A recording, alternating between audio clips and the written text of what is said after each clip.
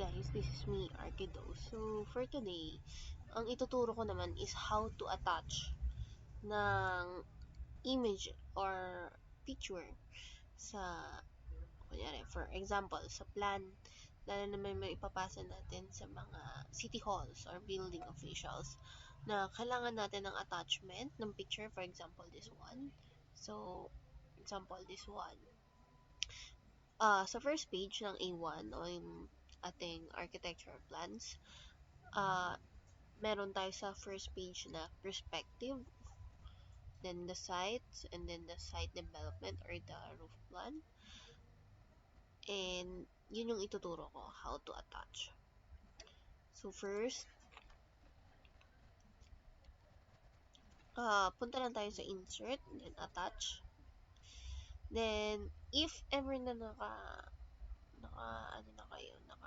na kayo o mayroon na kayong i-attach,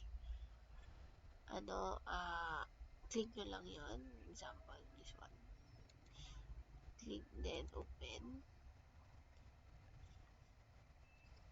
Then, okay. Tapos, select nyo na ang mga rectangle, gagawa lang kayo. Then, yung ganun yung kalaki. Yung picture na lalabas. So, lahat na yan. Usually, pag ganito ang lumalabas, yung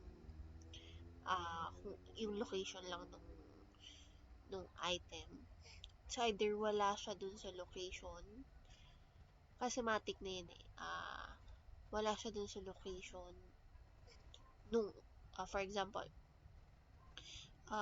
kinopya nyo lang yung file, tapos hindi nyo nakopya yung mismong file na kasama o nasa folder din yung picture. Then, pag pinaste nyo siya sa ibang device o ibang laptop or PC, tapos itong magpapakita yung parang location niya lang. Ibig sabihin doon, yung location ng picture, hindi na siya nandoon. Kaya, usually, ganyan na yung nagpapakita. Yun lang, guys. Thank you.